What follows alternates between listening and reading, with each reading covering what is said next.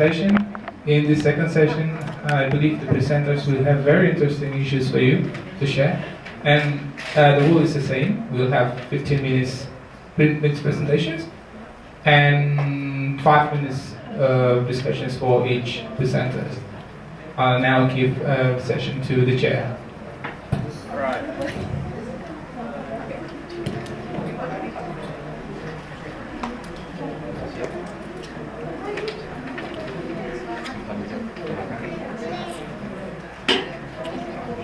Right, testing.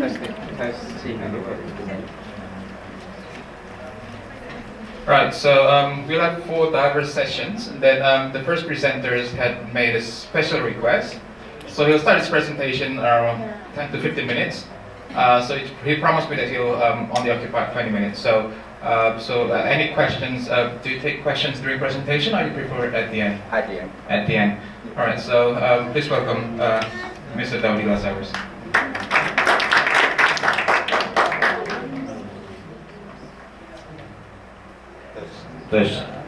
Good afternoon, ladies and gentlemen. My name is David Lazarus, and today I want to present one of the part of my research actually, because I'm doing PhD in engineering education. So before I continue, can I ask you how many people are you in here? You were a lecturer in your country before? Lecturer in your country. Okay. Teacher? Teachers? Okay. Teacher, lecturer, educators, not students. Engineers. Cleaner. Not cleaner. Okay. So half of people in here is educator before in Indonesia. So if you see in here, the main focus of engineering education, because I'm talking about the engineering education, and training system is creating methods or techniques for preparing students to professional practice, called the learning of content, the way to help students to gain the knowledge and use it in area of authentic practice. And the objective of this system is to confirm the trainees to gain the knowledge, skills, and attitudes through the practice used in real situations. So basically, we say, in the perfect world, we are teacher, educator, teach someone, make people from zero become hero. Okay, someone like this, full of skills, come and get a job. That's why, okay, we secure the future for our students. But we living in not perfect world. See, in here, in 2012, the number of unemployed around the world is 197.3 million, and 75 million of them is below 25 years old. Very sad. In Indonesia, February 2012, 7.17 million unemployment, and in August, is increased become 7.39 million, and 56% below 25 years old. So sad. Teachers, so sad. They teach them how to read English, but after that, they cannot use the English for nothing. They cannot use it. And in Taiwan, in 97, the number of people who get the university degree doubles. In 97 is 2.63%. In 2009 is double, become 5.80%. In Tunisia, it's getting worse. From 34% become 56%. Half of them didn't get any job. In Indonesia, it's not getting better because the reason says 10% of people unemployed is get a degree from university or from diploma, from PSA, just like TEC or something like that. So, teacher, this is the future of our students. They get diploma, they got certificate, and after that they become ghosts. What is ghost? Generation without any hope, generation without any opportunity, generation without any skills, and generation without any training system. It's very dangerous for our country. Why? because it elevates social problems. Second one, we develop the potential danger to the economic welfare of the country. If you say there's a lot of problems, there is a lot of reason why it's happened, that's correct, but I don't want to discuss it today. But I just want to say what is Muhammad Iskandar said about the unemployment. They say the number of unemployment should decrease to 5.5% of 121.2 million of labor force. And the problem is come because there is skill gaps. The gap that exists between the personal abilities and the working skill requirement. And we need to improve the quality of the worker by developing the appropriate competencies. And we need collaboration between government, industry, and society. Muslia Kasim, deputy of our Minister National Education and Culture, he said link and match, which is not focusing to skill-based solution, but also notice the changing nature of graduate labor market is needed by Indonesia. So, students of Indonesian higher education institution HAIS should gain a series of soft competencies after finishing their study. Just for last month I said in Canberra, in KIPI, yes, the KIPI, the focus of Indonesian education system should not limit to the transfer of knowledge only, but should expand it to the responsibility to provide the employability to the students. And some of the experts say this is our responsibility to prepare students for a smooth transition to the employment or future study and their future career. So, that's why I say students should be encouraged to improve their weakness in a particular area because we have some problem. Just say our students lack of English communication skills. That's why, Mbak Ruth today, she gave a good, practice for us, good training workshop for everything, and we have the weakness, and we need to develop the own reflection either on the employability or the future work. And the teaching method should be adjusted. Just like what Mbak Ruth did today, we need to do like that. And that's what I and my supervisor did. We make some of the models how to implement the employability skill into the core course. Because in Indonesia we have, if you want to get a diploma, you need to pass 120 credits. If you want to do the bachelor, you need 160 credits, and it means you cannot put another credits or another courses into your main course. So what you need to do, you need to do this one into your core course. First, you identify the area of skill deficiencies, and the other one is focus the priority skills, and the third one is develop learning outcome that clearly describe the desired output. The fourth one, design the parameter to measure the attainment of desired skills, and the last one, review the teaching and learning activities to increase the output of the development. So the first initiation process begins the identification of student achievement in some particular skills area. These skills should be generated from the graduate outcome that's set by your institutions. However, since the employability process rather than product of education, this is hard to get accurate measurement of graduate achievement. Just say, some students are good in Indonesian language. It not means they have communication skill in Indonesia.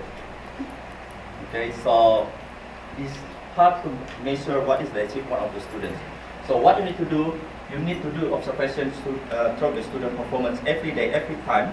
And after that, we could identify the deficiencies in particular area and develop the strategy to overcome those weaknesses. And after that, we focus to the skills, okay, because we have the broadness of the skill aspect. We need to focus to the priority skills which explicitly emphasize the process on the how this skill could be learned, developed, and demonstrated by students. And the third one, we develop learning outcomes, okay, that clearly describe the desired output. The focus should be creating outcome that can demonstrate the student's effort to successfully overcome the weakness. And we need to avoid the vagueness. So we clearly describe what kind of skill activities needed to demonstrate and inform what expectation. And the fourth one, design the parameters. This is very important for us because if your teacher or lecturer. Probably you know about what GBBP, study lesson, everyday study lesson, and we always say the outcome is student will understand. Siswa akan mengerti. Is that correct? Able. It's hard to measure. Is that able? Understand. How can you measure? Student understand. Student is able. So you need to make the clear measurement. Okay. Put more parameters to measure this level. Okay. Detail description of grading instrument, emphasize what should be achieved by students. Remember, the main function of this process is helping students to overcome deficiencies. So we need to provide feedback as well. So in here, the last one, we review the activities to increase the output of the development of employability skill. So I give you one example in here.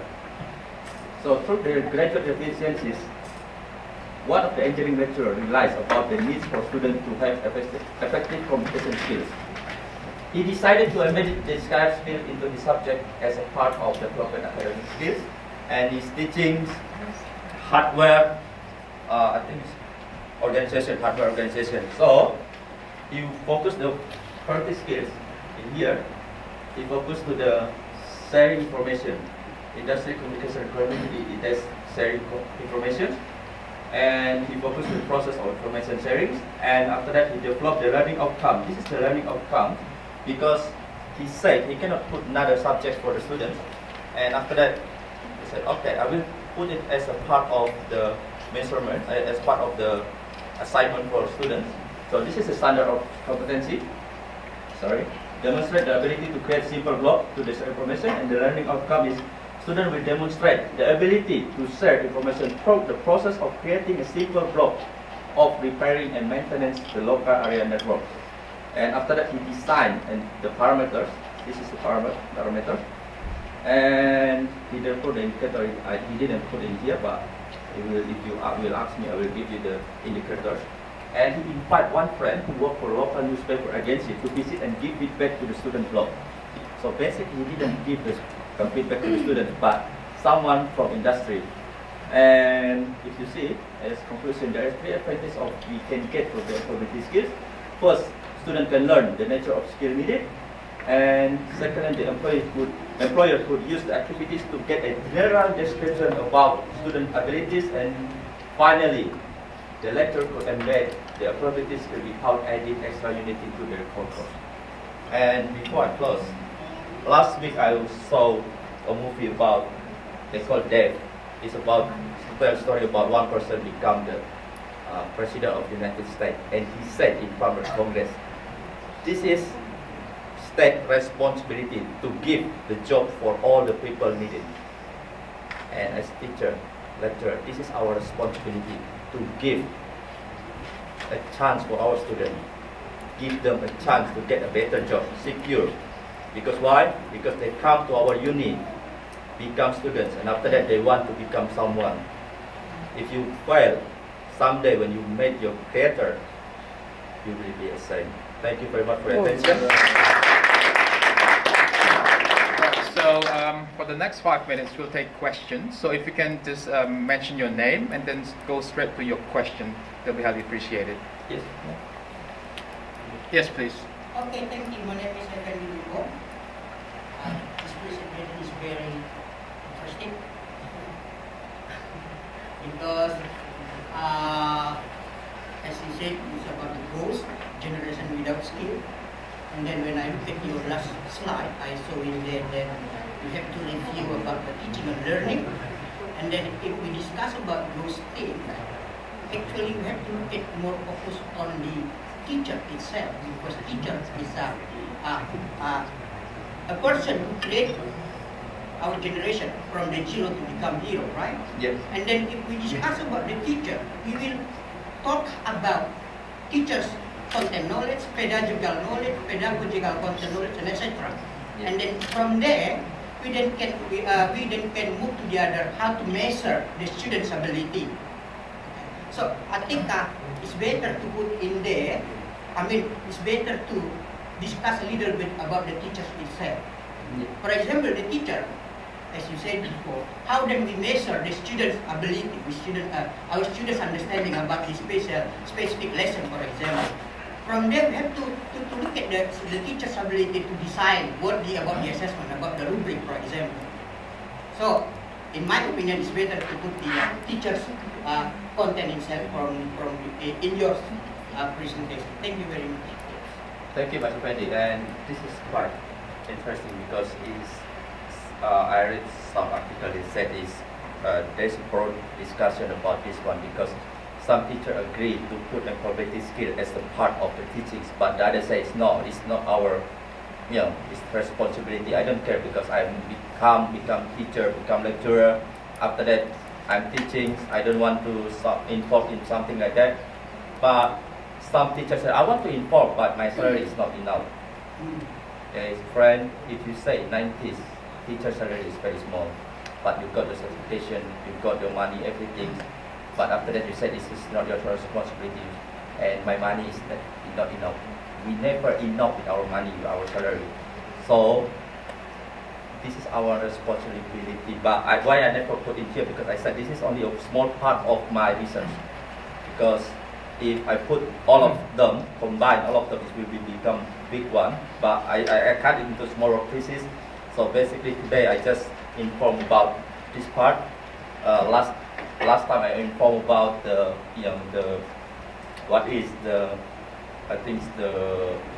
opinion of the teacher about what I did. Some of them really annoying because I rejected, say no, this is not our problem. This is none of my business. But some of them, we want to do it, but can you give me some money? I said, no, I'm not in the class to give you any money.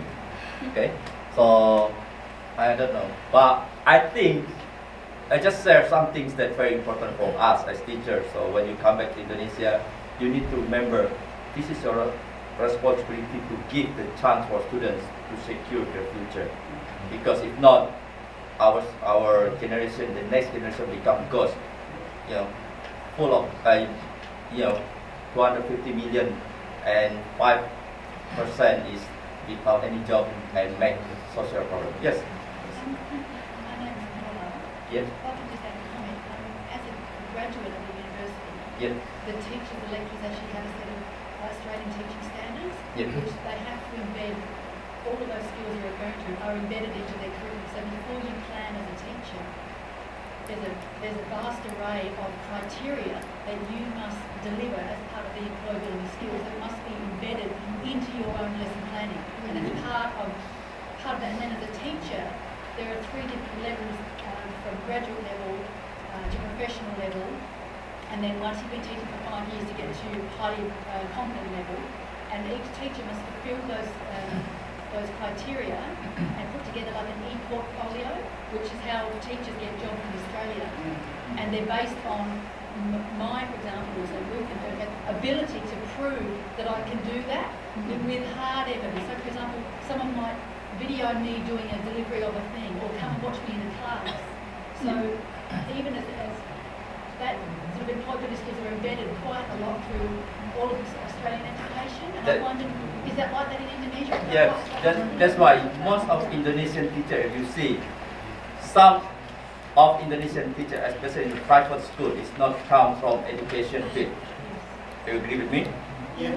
So most teachers, if just say they science, Bachelor of Science, and after that they teaching science, so they have no idea. They just know C1, C2, C3, cognitive 1, cognitive 2, cognitive 3, or P1 or something like that. So basically they have no idea about that one. They just come doing teaching, taking the money, and they didn't want to take any responsibility about it. That's why I'm still learning about this one from education, Australian education system. So I will try to bring it back and teach another people about this one. I think I did It's learn very from you. valuable because it is from a teacher and a student. Right. I did. That's all the time that we have for now. Thank you so much for your questions. So the next presenter will be.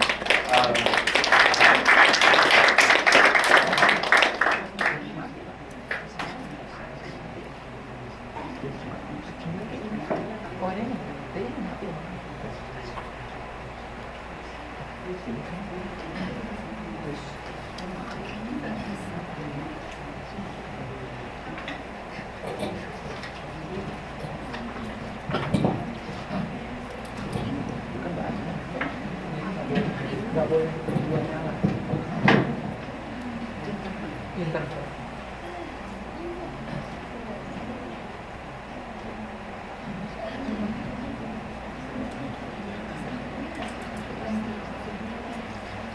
And I think Pak Amin is also having some time constraint on his side, and he'll be happy to take your questions after the presentation.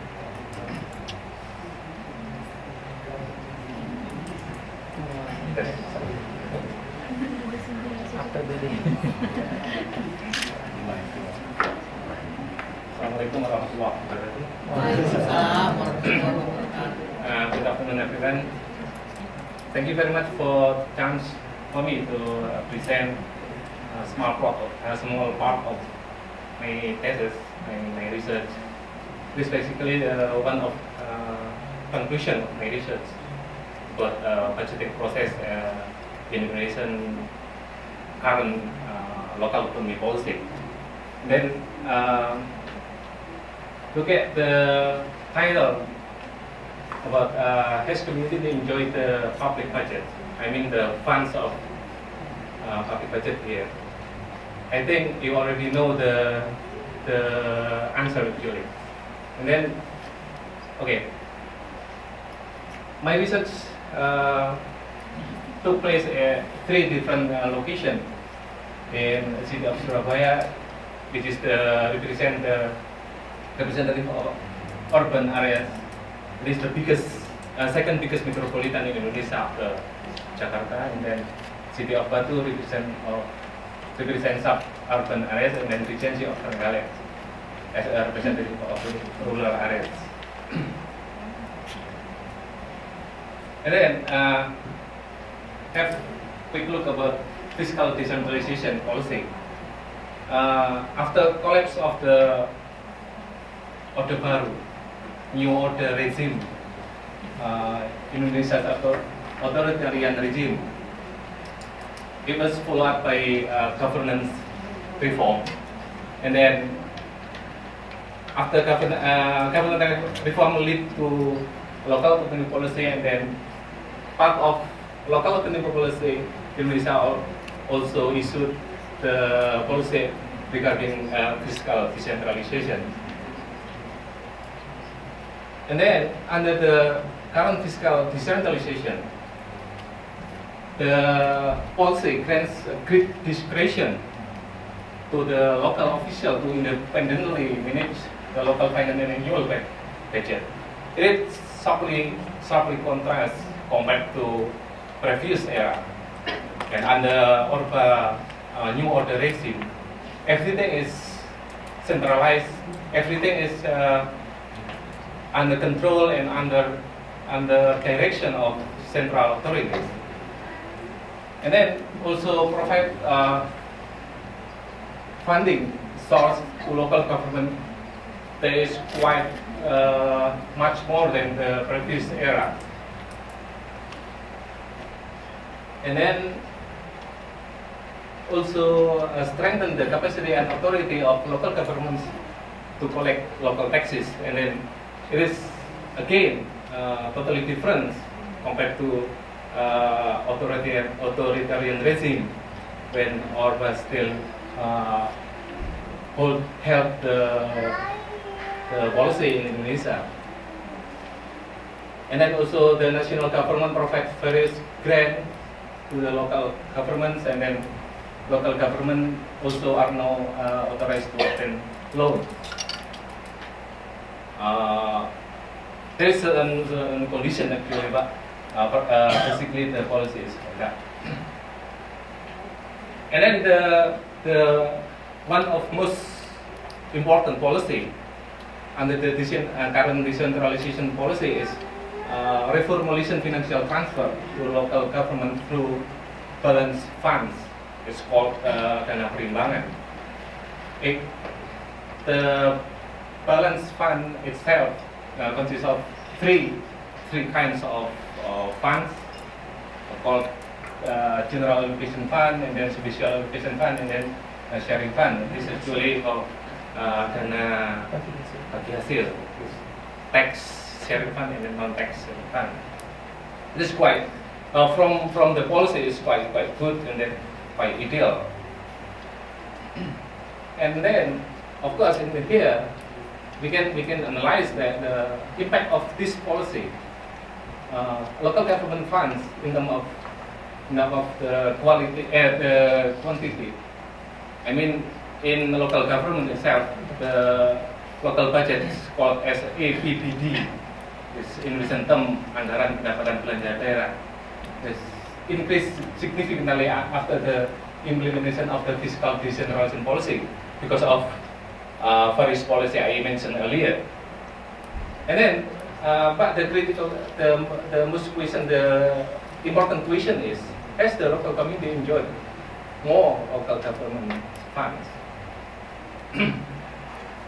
Oh, this I not properly. I think it is the just brief picture about the sectors. There is 33 sectors that local government funds usually go to that sectors. And then there is obligatory affairs and optional affairs at every local government. We have looked for 3 different locations, my study location. The top 5 sectors which get biggest allocation from the APBD in the city of Surabaya. That is, there are 5 sectors, which are education, and then general affairs of government, general work, spatial, and health. We can, for the figure, we can know that it looks quite ideal as well. And then, because now and under our current policy, Indonesia's policy, I mean, local government, both central and local budget have to go to education sector. It is minimal for 20%. So I think, based on my finding, the 3 local government of my study areas already fulfill that requirement. Batu is still okay, 20%, and then the biggest allocation go to general affairs of government. It means that, like for spending the internal affairs of local government for like routine activities or something like that. And then this is quite interesting that have a look the figures for in Trenggalek Regency, that this massive number, more than 50% of local budget goes to education sector. But unfortunately, maybe we will have take a look the next figure there. Unfortunately, the big allocation of local fund don't go to community for in form of like development for public facilities, for public for education facilities, something like that. But it mostly for salary for teachers and something like that. Yeah, allowance. Moreover, about since 2006, 2007, there is like certification allowance, tunjangan sertifikasi, something like that. It utilize much more funding for local government civil servants. And then another recent finding is management of is mostly trapped in the political game and hidden conspiracy designed by local legislature, local executive, and other political power. So the consequence is there is prolonged debate between local legislative, and then it mostly lead to APBD budgeting process cannot be executed in a timely fashion, mostly late, because yeah, there is battle in the parliament when they discuss the proposed budget. Anyway, and also the study found the great deal of unfinished local project and also unutilized budget. This is actually very ironic. Let's have a look. Particularly in Surabaya, you know, in the middle. In average, during 5 years, there more than 46% it is unutilized budget. It means unexecuted. Just already allocated, but not executed. Yeah. Yes. This because of prolonged debate between and then conflict interest, political interest, conflict of interest between local legislative and leader of local government. So quite sad as well. Then for Regency of Trenggalek and City of Batu is still questionable because not very much. And then there's also the figure that we can see from the relative fund in the research area that priority on the personal and routine expenditure instead of development and critical spending. Now you can see the proportion of routine and capital expenditure in the city of Surabaya. The gap is not really much. Capital expenditure means like for development activities, for finance development activities, and routine expenditure is for salary something. And then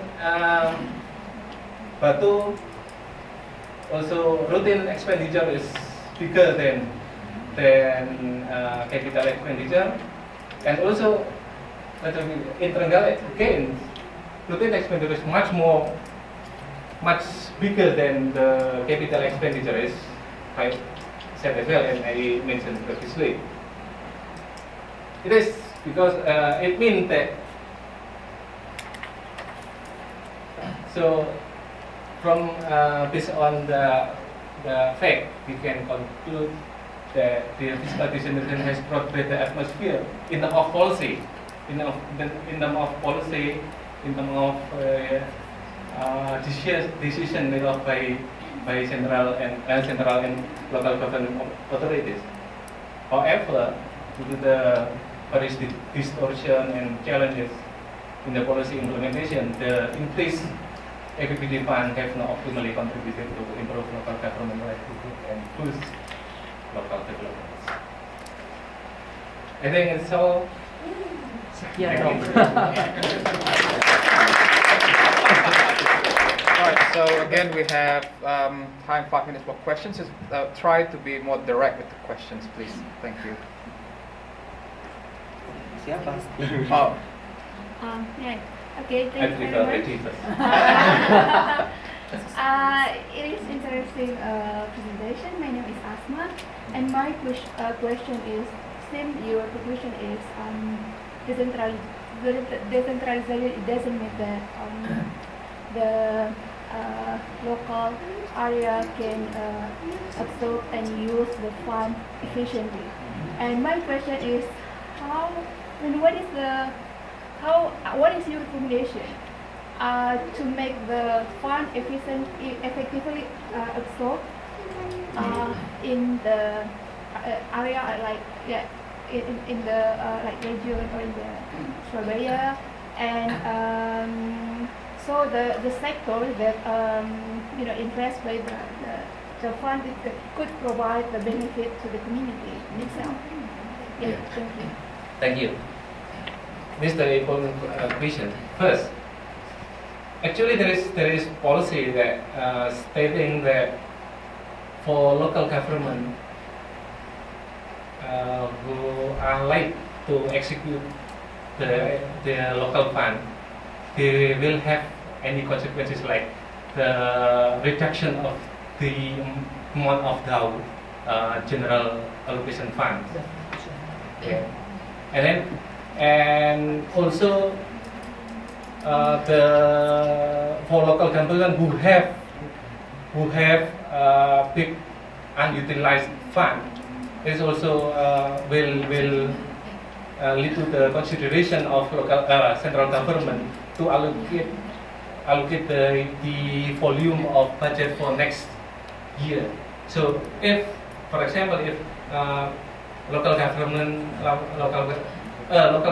has big amount of unutilized budget, it might be the next budget will be decreased because of like kind of sanction or punishment from central government.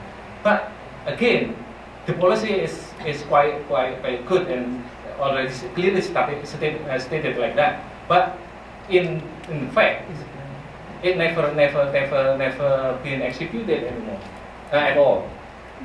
So the phenomena of unutilized budget and then the delays of execution of local budget and something like that still remain happen until now. And then the policy itself, actually there is on the formal guidelines there is already stated as well that local government should prioritize on the capital spending. Capital spending means for local government development. But in fact, again, because of various distortion, various political compromise, political conspiration. It is very long time to discuss that. The policy can't run properly. Perhaps this is the last question. The last one. Okay, just wondering about the Silpa. I predict there are three cases for the Silpa. One is misplanning. It's like when you plan the money and then you put more money than you actually made it. The second is if your data is below 2010, the world tendency that government, local government are were afraid to spend money because of the corruption cases that have been spread out like in that year. So a lot of people are afraid to use the money because of administrative things. So they reject this. And the third is the politics within the budget, what we call it, APBD perubahan, changing budget on July or until September.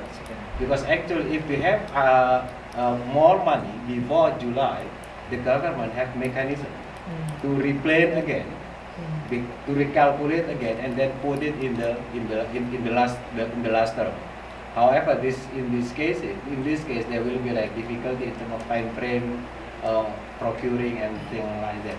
So in these three scenario, which one is, or if there is any other cases, which one is most likely to make this Silpa to happen? Yeah, particularly based on my figure I presented before, that mainly in Surabaya is quite also my supervisor frequently asked me to explain more about that the facts. Yeah, I totally agree with you. First, execution of budget can be executed properly and timely and so on, because the limited number of local government staff eligible to be project leader, pimpinan project, because the local officer will not be appointed to be a project leader because of the big risk to be project leader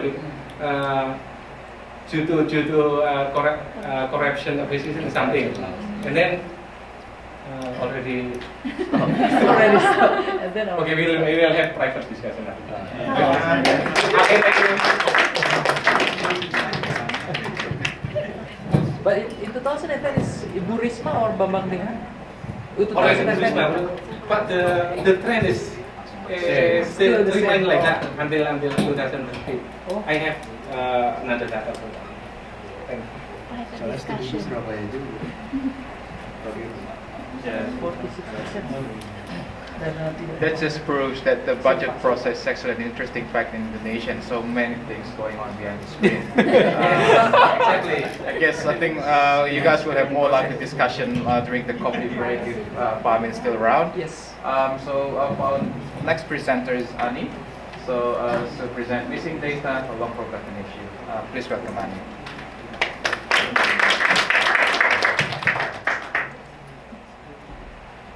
Thank you. I am Ani Suryani. I'm from University Malang in Indonesia, and in Australia I'm PhD student in UBSA. And my presentation today is just a sharing information about missing data, which most of researchers forget about missing data or they ignore the existence of missing data. So why it is important? For me, it is important because most of researchers cannot avoid they have missing data.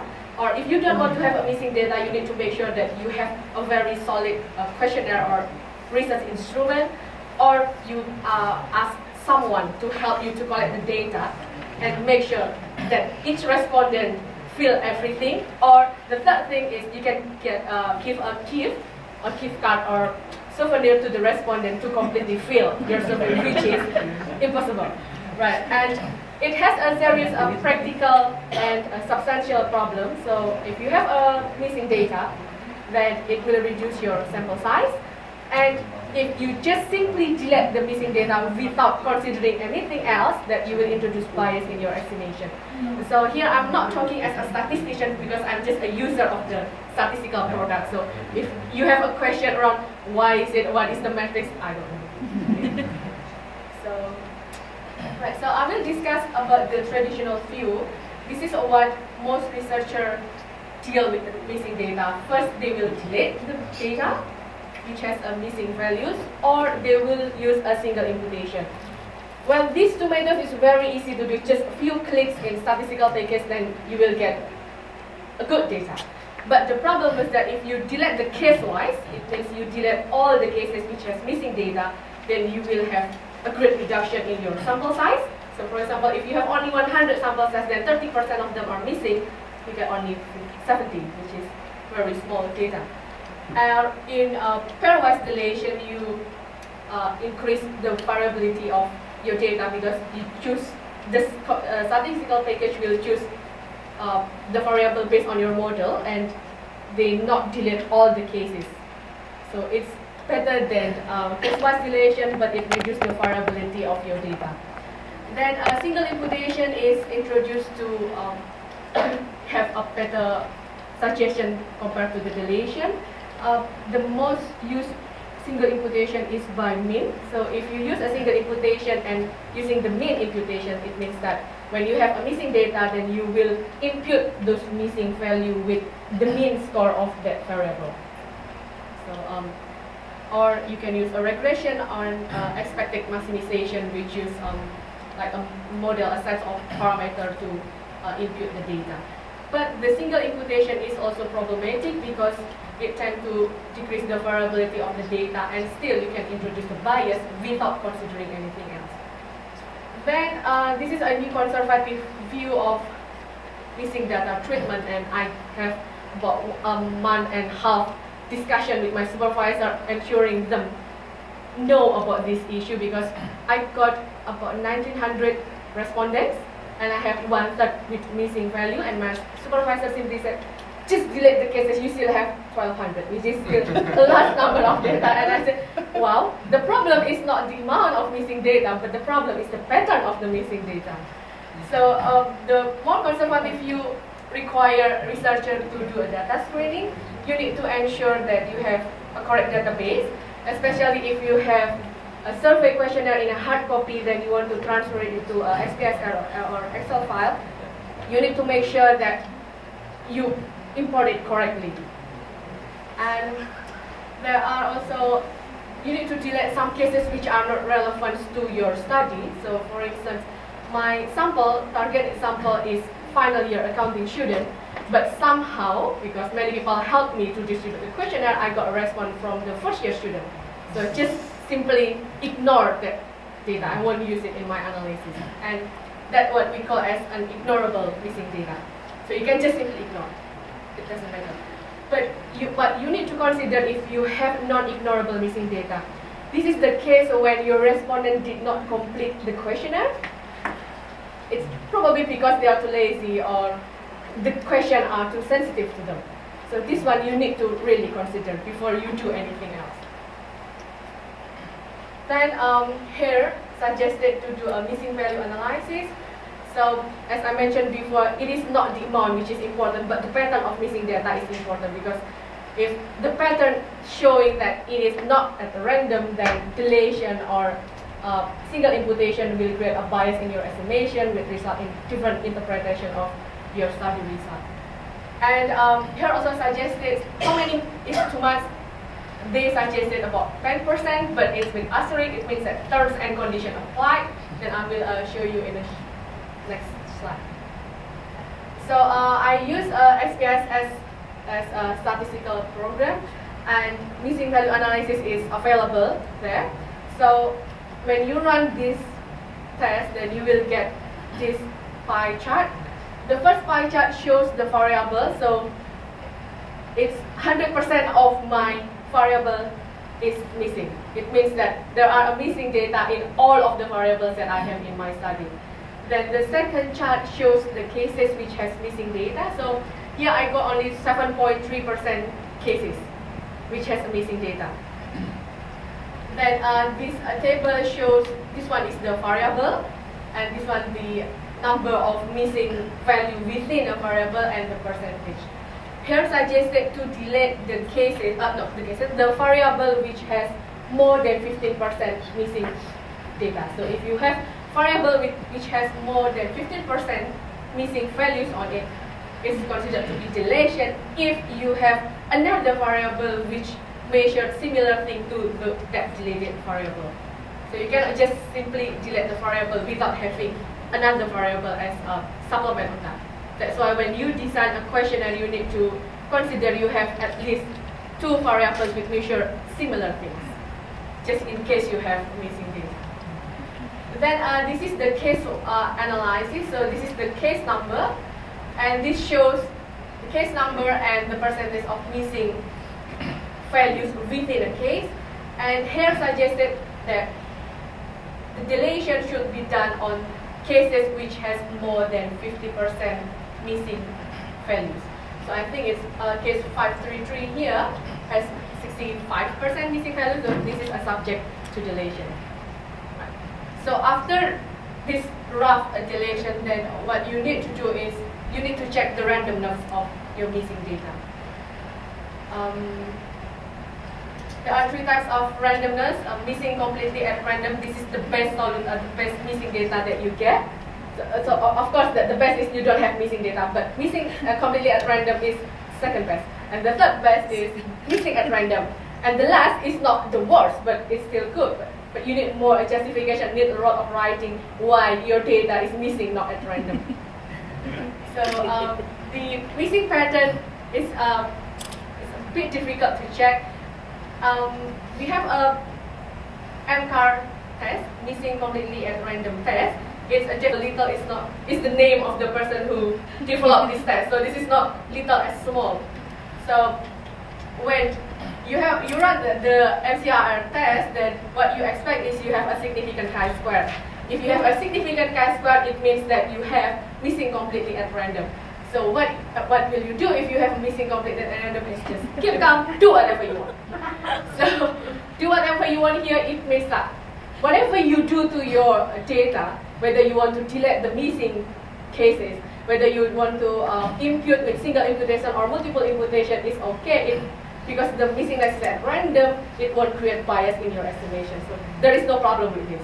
So that's why I feel like this is the best missingness that you will have. Then if your chi-square is significant, it means that your data is not missing completely at random, so it may fall between missing at random or missing not at random. So we compare then the pattern of the missingness.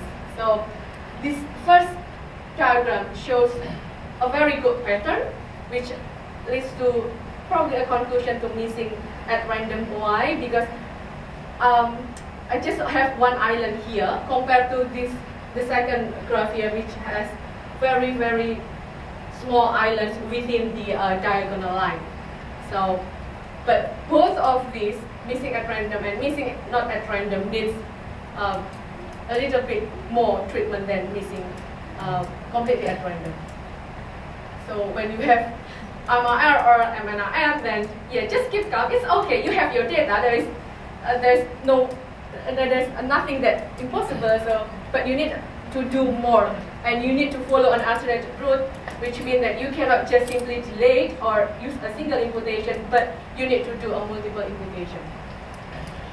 So multiple imputation accommodates both random and non-random patterns, so it can be used for MRR and MNRR, and it provides the least bias estimation. And what is the negative side? It was complex. I don't say that it is complex, but it was complex. Previously, I think in the last 5 years, the statistical package didn't have software to multiple imputation, but now it's almost every package has. So there is no reason for researchers not knowing about the missing data, not knowing about the pattern, and not doing the multiple imputation if they have missing at random or missing not at random. And what is the difference between multiple imputation and single imputation? In the single imputation, you just use one data set. So if you have a missing value, then you impute the missing data just in one data set. But in multiple imputation, it is suggested to have at least 5 imputation. So instead have each individual data set, you have 6 data sets, at least 6.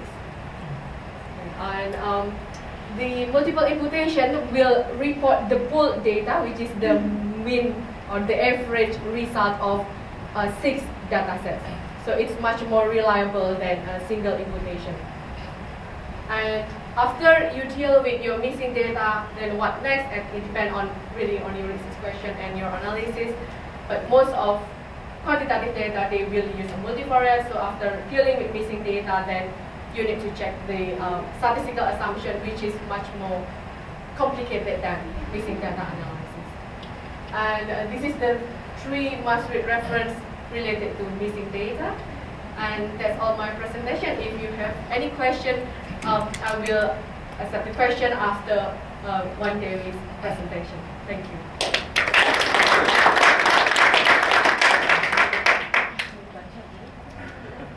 So like a bit of homework for you guys who needs to deal with missing data. It's always amazed me when people do survey. That's why I tend to do time series. Right. So from education we had a state budget, missing data. Now we have nursing. As I mentioned, it's a well-diverse session. So while waiting for David to prepare. So she will present for the next 15 minutes, and then later you can ask questions for both Annie and David. Please welcome David. Thank you. Assalamualaikum warahmatullahi wabarakatuh. Waalaikumsalam. Could you please switch your brain to this section, because it's not about numbers, not about education. This is about education, but this is not really numbers. This is about how to value people as a real human being. None of the audience, I know one nurse is 2. Okay. Well, I just want to share about the things that I have done with the people who got involved in my study. Because this is the action research study where we want to change something that current happening in the hospital into a new environment. This is the background. As a nurse, I've been working for more than 15 years. But until today, I feel not confident being a nurse in my own countries. You know what? That's the reason. we mostly do our job not based on our knowledge, but based on the routines, task oriented. And as a human being, can you just feel in when you be hospitalized in a scary room, no one there is no TV, but now there is a TV, but it's nothing. But if someone comes to your room and then without talking, instead of asking you, do you want this, how do you feel, and what do you want for us, they just come to you and give an injection. That's not good, but that's happening in some of our hospitals. And the other things that make me get sad being a nurse until today is because we as a nurse haven't had independency to do something, because there is a hierarchy, a power from another profession, which is respected than nurse in Indonesia. So don't let, if you have a relative or a daughter or cousin or whoever wants to be a nurse, just make sure that you are ready to be a person not being valued in the hospital. You see, I'm telling you the truth. But that's the thing that I always talk to my students for the first time when they enter the school. Are you ready or not? You're not. This is not too late for you to leave the school. Well, this is the aims of the study. As I told in the first talk, that this is the action research that we did. This is not my own study, because this is involved many people in that study. And the thing that I'm going to talk is only phase 1 and phase 2. It's a long story. But the difference between action research with other research designs, before getting to get on board on the study, we need to feeling like home in the research site. That is important, how to get people on board on the study. Otherwise, it's nothing. Because as a researcher, I'm putting myself as a facilitator only, not a person who's doing that directly to the people on the hospital. What I did, a dissemination, how to make, how to certain them this is a good project to be tested in this hospital, and finding someone who is interested in this study, and then that's like the ritual things that researchers do before doing the research. This is the first stage. It's a bit messy, the first stage planning phase. Doing this, we had like two different focus groups, 2 nurses and 1 manager, and also I interviewed patients. This project taken place in women medical ward, which is mostly the patient is people who are suffering from different type of disease, like diabetes, respiratory disease, and other things. The thing that I'm interested in during this phase is that we did like 1 day person-centered care workshop. Person-centered care is an approach how to value a human, a patient as a person, not as a patient. It's a bit tricky to differentiate that. But if you be valued as a person, it means you do everything for them based on what they want to do. But it doesn't mean that you need to provide all things that they want. It must be based on the situation of the patient. And there are 16 nurses involved in the study. This is not big work, but this is quite interesting because the people who got involved in the study are happy to do something new. They change their routine, they change their habit, and become a new things into their practice. Like this is the participant profiles. This is not important, it's okay. this is the things that I got from the phase 1. Can you see that? From the understanding of person-centered care, patients mostly have a not correct understanding what is the purpose of being hospitalized in the hospital. I give you an example. This is one of my patients told to me. This is what I'm sad about, because patients don't care about nurses. They only care about medicines. They only care about doctors. If they don't see nurses one day, that's fine. That's okay, no problem.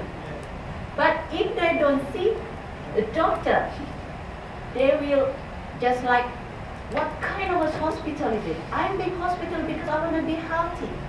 No one come to visit me, but we visited every time. They don't feel our existence there. They don't want our presence because all the nurses can't be nice to them. Just go, then go. That's the thing that nurses do at the moment. But this is just get a bigger picture of the patient. They think more about medicine, doctors, instead of nurses. So sad. But this is the themes that comes up from the phase 1 as well. See, there's a contradiction between the understanding of PCC from nurse's perspective and manager perspective as well with the patient. That's the thing that we have to reconnect again. That's important. If we think A and then the patient think B, it won't work, whatever. So this is the thing that we are working together for the first stage, and then after this, we work hard to change what's happening in the hospital. This is what we did. In a person-centered care, there are 6 components. But at the first stage, we only did 3 part of them. These all the things that we did. We focus on how to get a patient and family involved in the care itself, and how we provide individualized care, and how to educate and provide counseling to patients. This is the result from the phase 1. This is not quite happy yet, but we're still trying to get there. And not only because of the human resources, but it's also about the infrastructure that hospital has, because not all the hospital provided with the sufficient equipment to support the care. Like you can see, Pak Amin showed us how the 3 districts just have 7% of health funding, and 3% of health funding, and the biggest one 12 in Trenggalek. Health funding. This is so sad. When I talk to Mbak Ani, this is so sad. Only 3% of health funding is only for health. What can we do to improve the whole things about the health services? And the things that for the first time we observe, the things, there's something changes from what nurses did in the words, but this is quite good. They start to make like how to organize things happening in the routine hospital, and it's being done for about 4 months. We observe that, and then we try to fix then something that not quite good there, and then we do the better way with different way. The second stage is about the reflection and about the evaluation, but this is not I've been discussing in this time. That's it. Thank you. Right, so I guess we have 10 minutes for question and answers for the this nursing presentation as well as the missing data. So I'd open the floor. Yes, please. Question for Ani. Yes. My name is Imaina. This is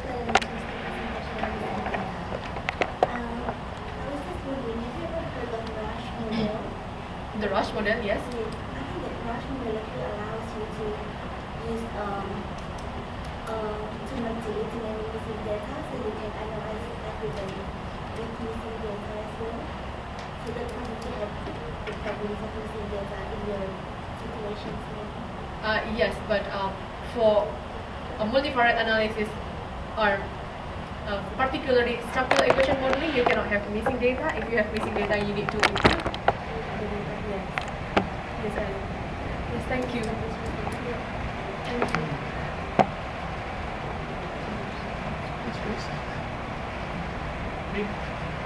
To One Delhi, is there any chance that we can apply your approach to Indonesia? Because I see that one of health problems that we have in Indonesia is actually the treatment of the patient.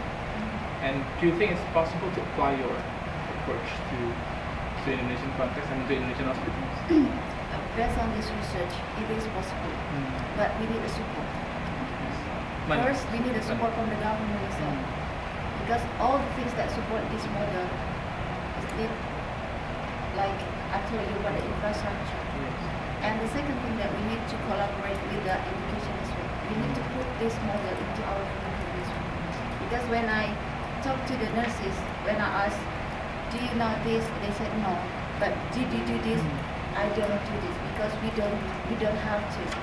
But the thing that we need to make them understand, particularly for students now at the school, they have to really understand and take on board this concept, because that is real. This is the part of nursing that we call. This is the part of nursing, being valued a people as a patient, as a person, not only as a patient, not looking at patient as their disease that is suffering. It is possible, and this is, I'm sure that because I've been doing this for the last 3 years, and the nurses, they just happy to change the routines, become new ones. This is possible. Yeah, new hopes. Another one at the back. Yes. I think my name is Rafi. I think the topic is very interesting. This is based on what I'm doing with friend of friend. He's doing this in practice in most of the nursing or investing for guidance standards. Means that every nursing or you need a monthly check, the basic knowledge. That if you doesn't find in Indonesia, so the big problem is already like this. It's very difficult when you talk in your research in Indonesia, because the problem is still coming from outside. Not just even our health department itself. Also, now too much training in doctors means that the doctors come and think that everything will be initial. So, how can we make sure the doctors who be able to say their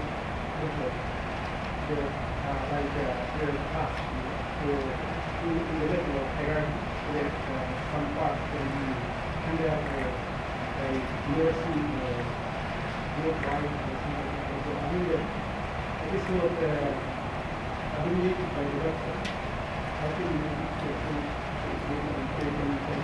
identify those opinions. Yeah. In general, I can't make like a general conclusion about that, but in this hospital, I can say that the hierarchy between what the doctor, nurses, pharmacists, or other health professions, it is happening, it is exists, but in the last 5 years, because of the old doctors starting not working in the hospital anymore, they prefer to have their own practice, own clinics. But now the young people now goes to the hospital because they have to do that. That's the regulation. This is a good time to change. the culture, the working environment. And this is a good to get them value us as a other profession who can work together, collaborate together, not based on their own knowledge, because they can't work only by their own knowledge. They need us. They're not present in the work 24 hours. That's us. So that's the thing. During the research, I met 3 doctors who keep asking the head of work, what's happening in this work? Why everything changes? If the head of work cannot say anything, because I am a facilitator, I'm a person in charge with the other nursing manager, we come to that doctors and explain this happening in this work. We're trying to do this, to do that. If you can collaborate with us, it's more respectful for us, it's more better for the patients.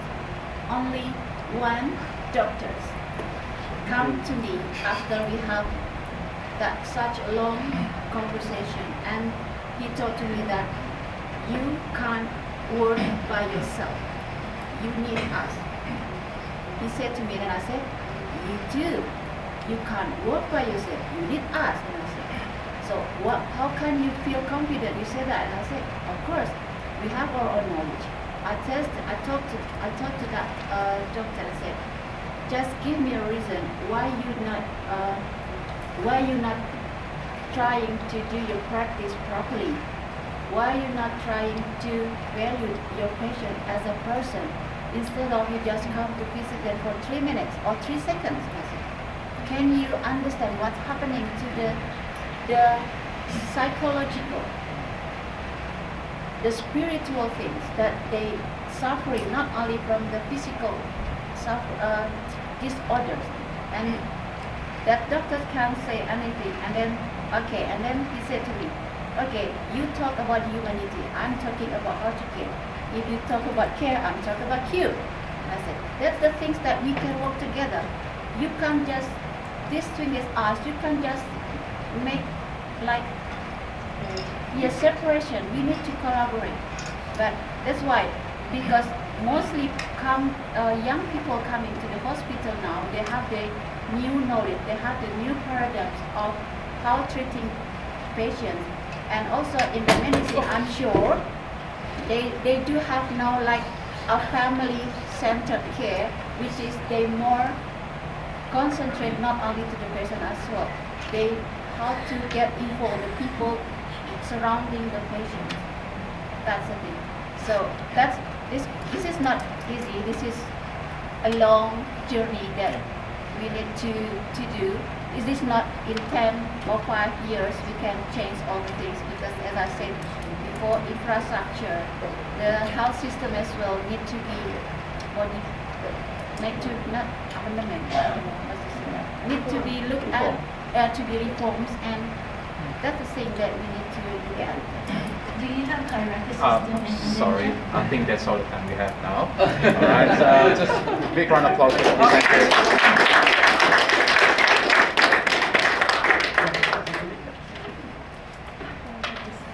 I don't have lovely questions.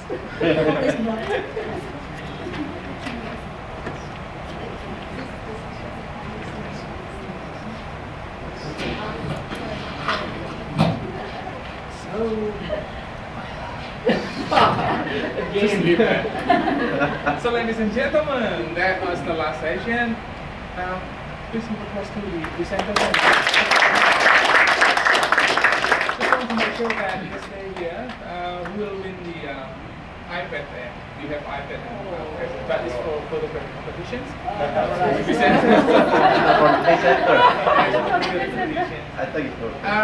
I would like to invite Farouk as the president of Student Association of the University of South Australia to come forward with yes, yes.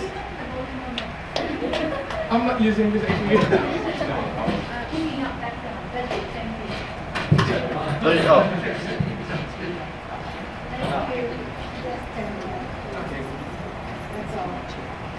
Check. I'm not taking you on, so.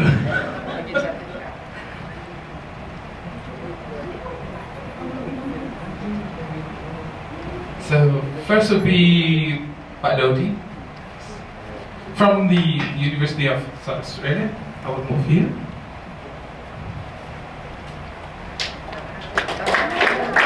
Dia berikan jadi patung.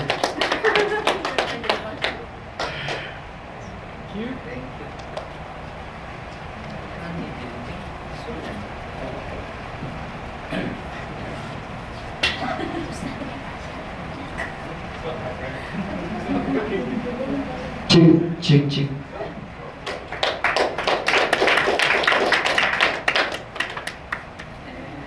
That was Ani Wilujan Suryani from the University of South Australia. Sorry for late. Problem with this thing. And next would be Mandevi from Flinders University. Oh, sorry, University of Australia. Sorry about that. I'm gonna get killed now. Thank you.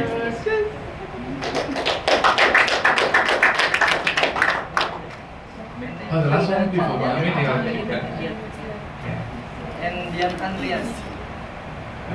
Dian is for poster presentations today. From Flinders University. I can comfortably say that.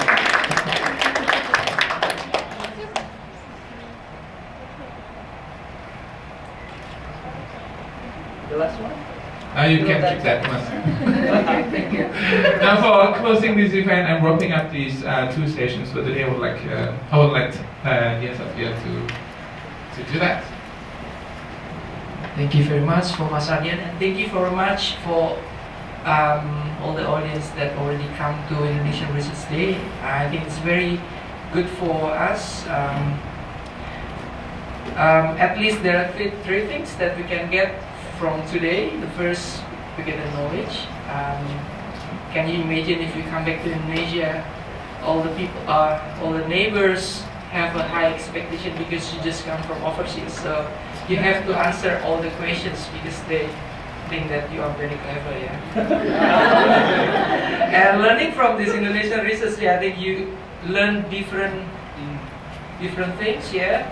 Can you imagine that how long, for example, Mbak Dewi conduct a survey about the nurse, etc., etc. So the first thing, you get the knowledge from this Indonesian Research Day. The second thing, you get the network, you know each other. So, and the last thing, we get the collaboration. So hopefully, once we come back home to Indonesia, we can collaborate with other students in Indonesia to develop Indonesia.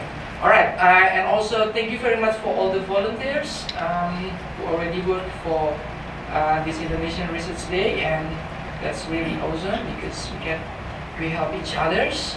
And also thank you very much for all the support from GoLab Indonesia, from all the sponsors for Indonesian Student Associations. All right, so yeah, thank you very much for that. Lastly, for the photography competition. Okay, last time we planning to have two jury. What English for jury? Jurai.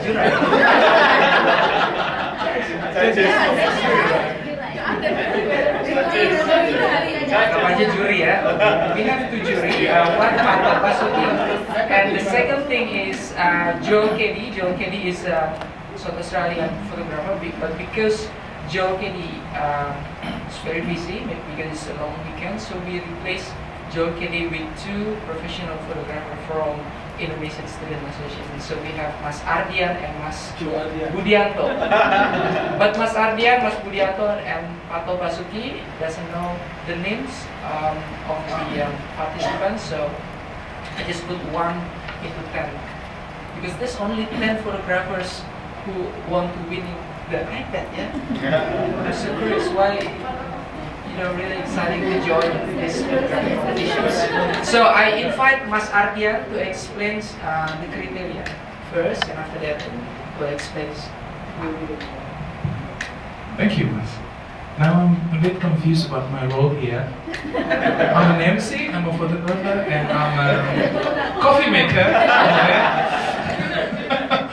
And I also clean this room. And I put the poster too. I print the poster too. So yeah. But for this last minutes, I think I will explain about how we, because there are actually 3 of us in the in the team, and must just ask us to replace one of the judges that that's not available at the time. And it was, I can tell you that it was really hard job indeed, really hard job, because myself I'm still learning in this kind of thing. I've been learning for the last couple of years. I mean, the last 3 years, 2 to 3 years doing this, and it's not easy. So we decided to do blind, yeah, it's kind of blind review. So we closed everything. We didn't recognize the picture. I mean, we didn't recognize the name. It's closed, so only identified by numbers and letters. And then 3 forms were sent to 3 judges.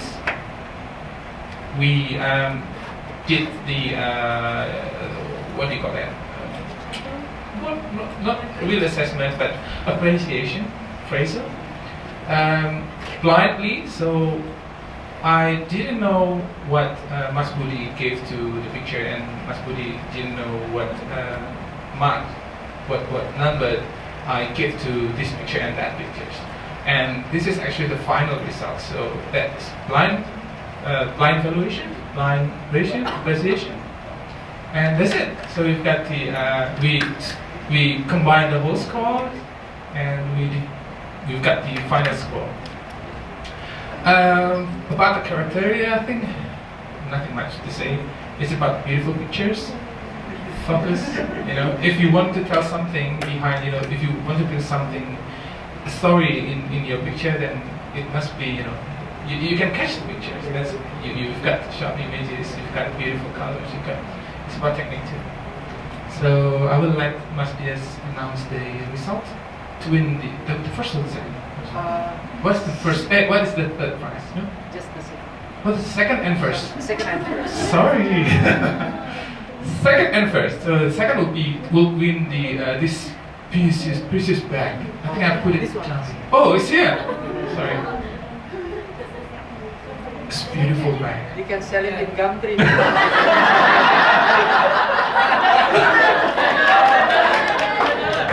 So typical student. If you don't like it, sell it. Yes. Gumtree. Yes. I love Gumtree. Yes. Oh yeah, sure. It's a bit hard, but yeah, just put it here. The photograph. The The picture. The result. Yeah, the picture. I cannot connect Yeah, I this see. one. Unfortunately. Yeah. Trouble is Yeah. Oh, USB. Yeah. Yes. Oh yeah.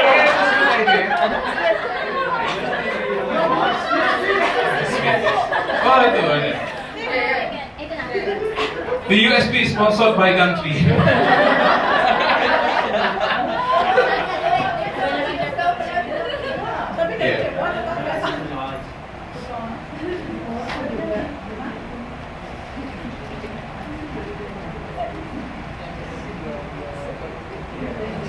And for you to know, because this appreciation is really, I think it's really subjective.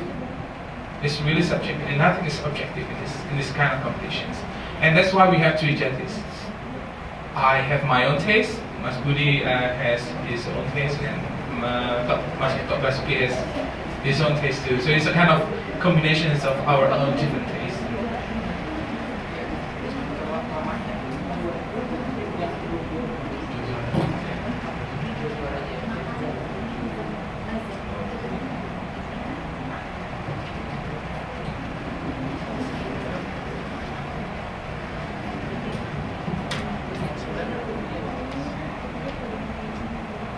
Whoever the winner, could you please tell this to me?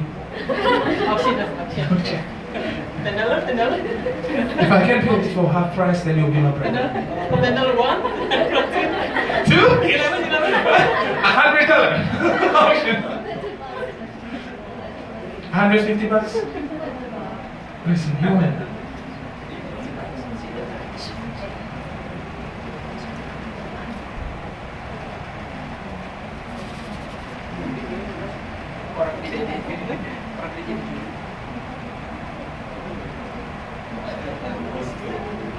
It's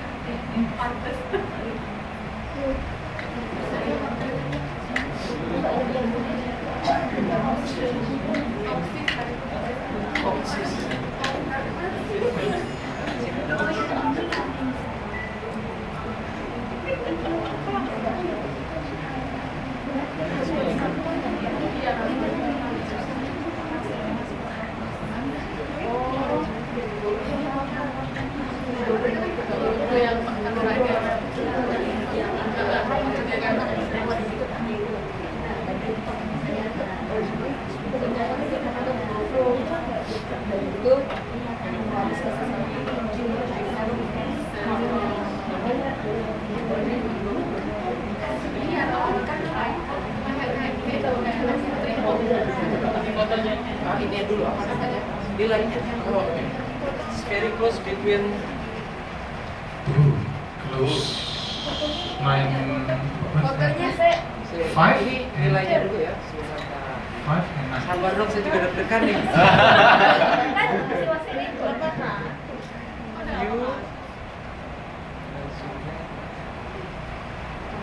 Itu nilainya sebenarnya sangat ini ya. Very close. 69, 69, 68. Okay. There is no name there, Okay. only 9, 5 and 9. So, For number 5, number 4. the initial is R. R. Oh, that's pretty much. Ardian. Rifki. Oh, the second one. Rifki has a 3 picture.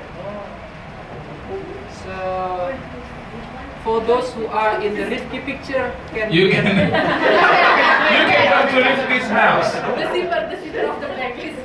And for the first, start with E. Ardian lagi.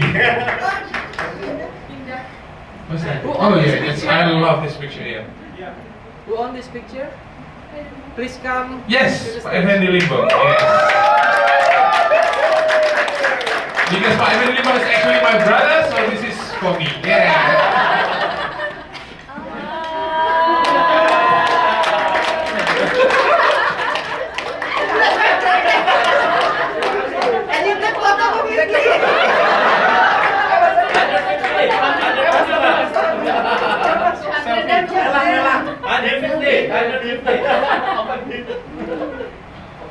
We will begin the auction process. 100.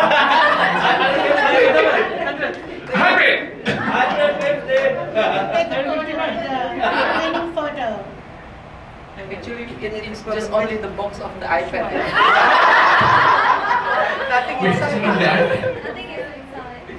Okay, small. Okay, small or smile. The winning photo would be the background. Yes, the winning photo is. Oh.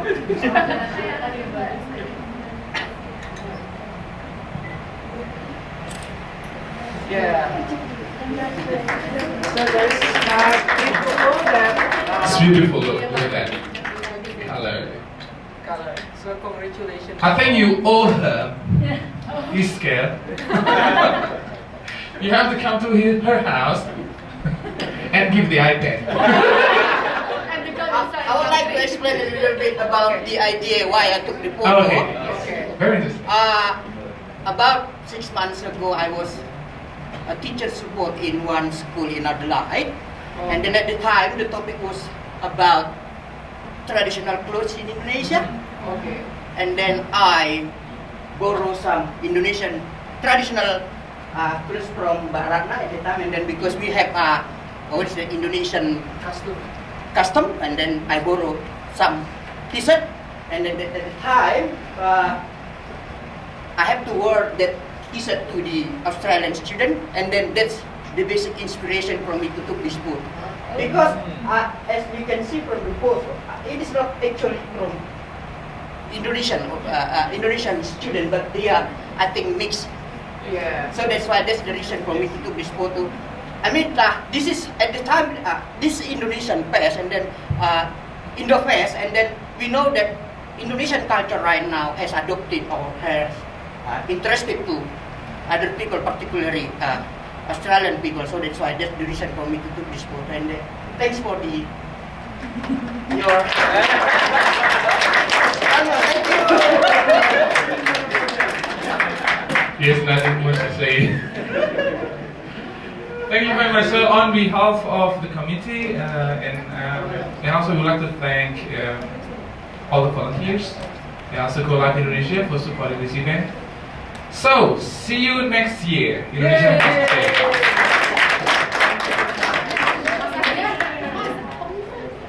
Pengumuman. Oh, laptop, siapa yang kehilangan laptop? Siapa yang kehilangan laptop? Second winner. Kita foto together ya. Yang mau foto together? Foto together. Boleh. Oh, masih ada. Tinggal orang Indonesia.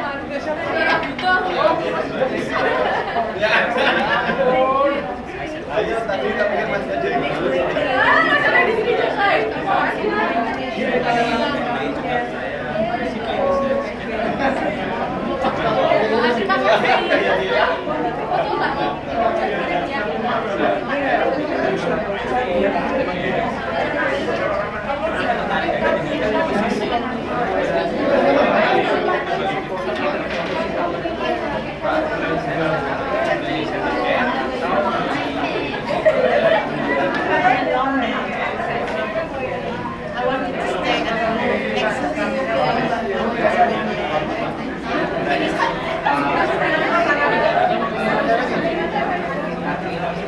Thanks for coming. Thank you.